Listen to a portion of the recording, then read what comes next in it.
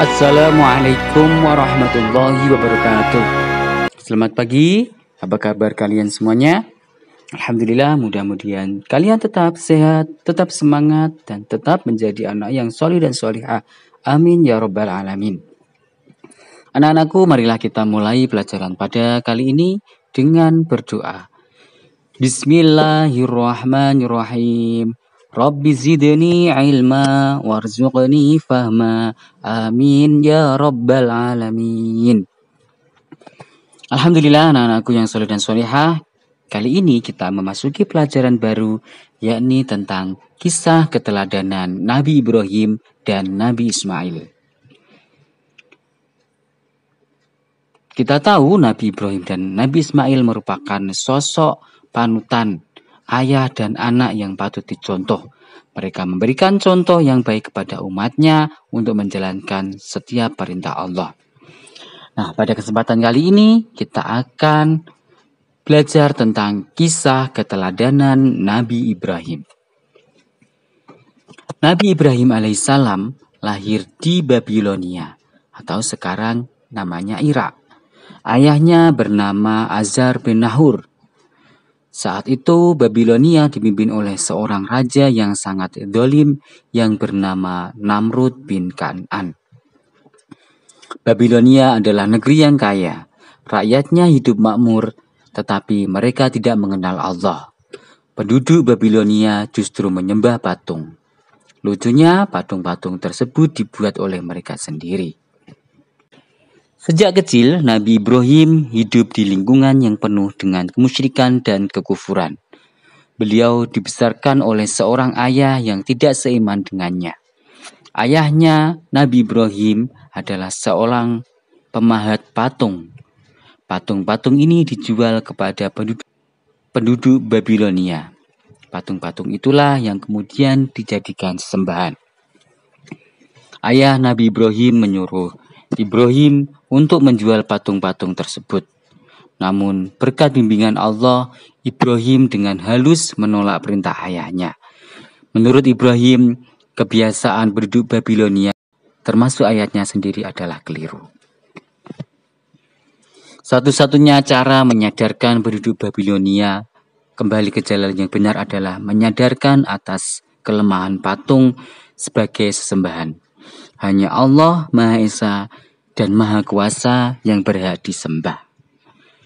Dialah pencipta alam semesta beserta isinya. Patung-patung itu tidak dapat membela dirinya sendiri, apalagi membela kawannya. Masyarakat Babilonia sudah lama sebagai penyembah bintang-bintang dan patung-patung.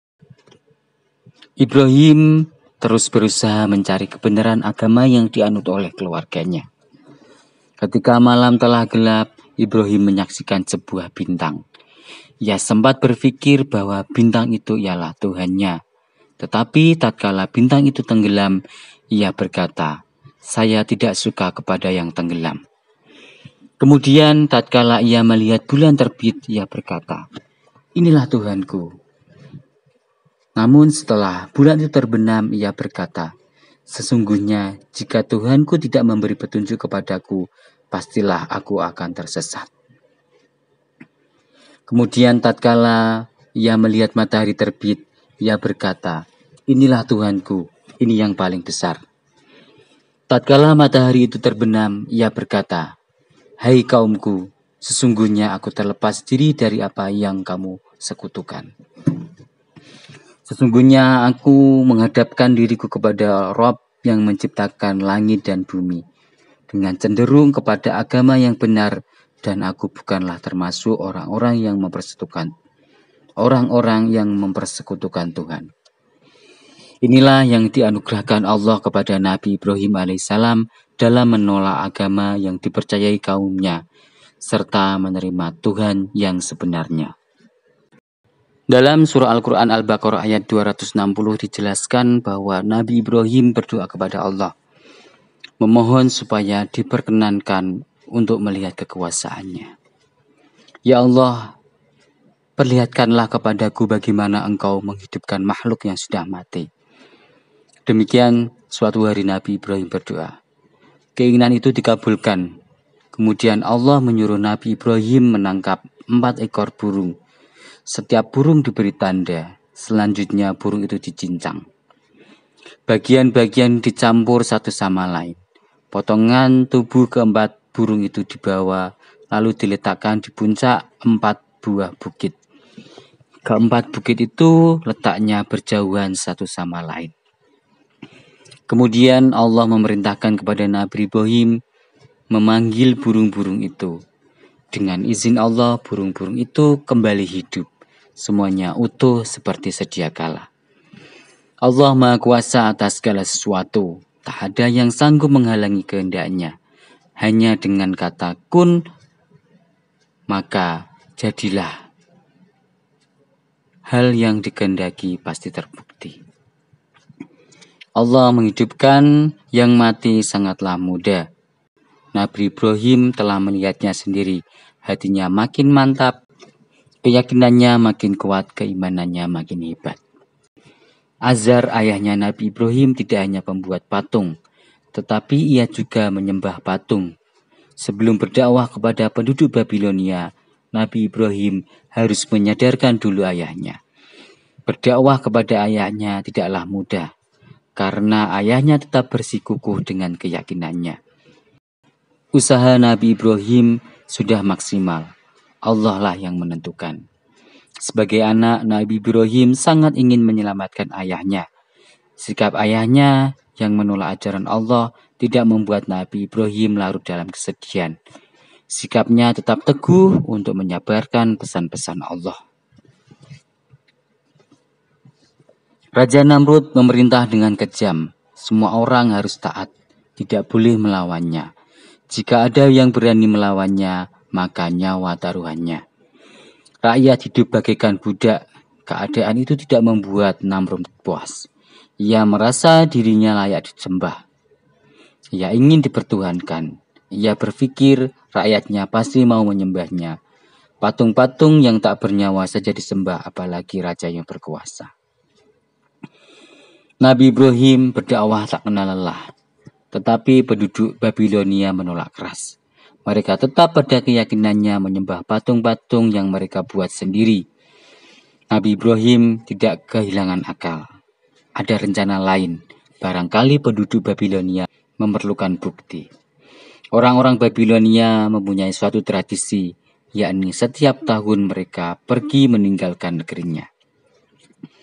Sewaktu Raja Namrud dan kaumnya meninggalkan negeri, kampung mereka ditinggalkan kosong. Kesempatan itu dipergunakan Nabi Ibrahim untuk menghancurkan patung-patung Raja Namrud dan kaumnya dengan kapak yang telah dipersiapkan. Kemudian Nabi Ibrahim menghancurkan patung-patung itu satu persatu. Hanya satu yang paling besar yang tidak dihancurkan. Lalu kapak yang dipergunakan menghancurkan patung-patung itu dikalungkan di leher patung yang paling besar tadi. Ketika Raja Namrud dan kaumnya datang ke pusat pemujaan, betapa terkejutnya mereka semua karena patung-patung sesembahan mereka hancur. Maka tak pelak Nabi Ibrahimlah yang dituduh. Nabi Ibrahim akhirnya dipanggil dan diadili. Raja Namrud bertanya pada Nabi Ibrahim, "Hai Ibrahim, apakah kamu yang menghancurkan patung-patung sesembahan kami?" Nabi Ibrahim menjawab, "Aku pikir barangkali berhala besar itulah yang melakukannya. Bukankah kapak yang ada di lehernya yang membuktikan perbuatannya?" Raja Namrud berkata, "Mana mungkin berhala itu bisa berbuat seperti itu?" Nabi Ibrahim berkata, "Kalau begitu, mengapa engkau sembah patung yang tidak bisa berbuat apa-apa?" Mendengar pernyataan Nabi Ibrahim itu, orang-orang yang menyaksikan banyak yang sadar. Selama ini, mereka menyembah patung-patung yang tidak bisa berbuat apa-apa. Tetapi, tidak bisa melihat, tidak bisa mendengar, dan tidak bisa berbicara. Melihat keadaan demikian, Namrud semakin marah.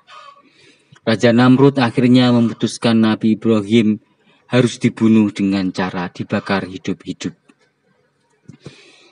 Setelah kayu bakar dikumpulkan, Nabi Ibrahim diikat dan dibakar di tengah kobaran api yang sangat besar.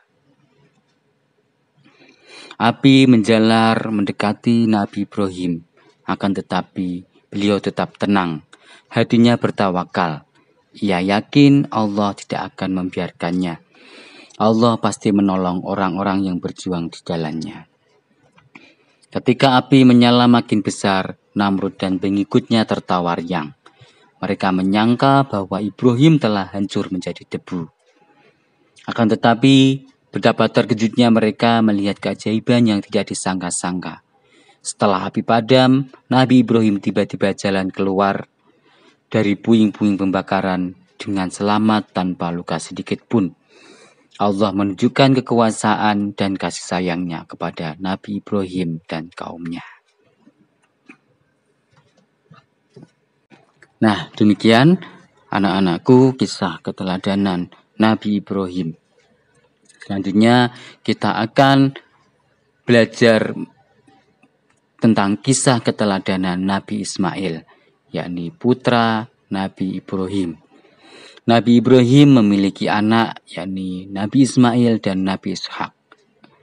Antara Nabi Ismail dan Nabi Ishak berbeda ibu, tetapi ayahnya sama, yakni Nabi Ibrahim. Nabi Ibrahim memiliki keturunan yang menjadi nabi. Oleh karenanya, Nabi Ibrahim dikenal sebagai bapak para nabi. Baiklah anak-anakku, cukup sampai di sini dulu perjumpaan kita. Mudah-mudahan bermanfaat dan kita bisa mengambil keteladanan dari kisah Nabi Ibrahim yang memiliki tekad yang kuat, keberanian dalam berdakwah, menyampaikan ajaran Allah. Baiklah, marilah kita akhiri perjumpaan pada kali ini dengan bacaan hamdalah. Alhamdulillahirabbil alamin. Akhirul kalam, wallahul muwaffiq ila aqwamit thoriq. Wassalamualaikum warahmatullahi wabarakatuh.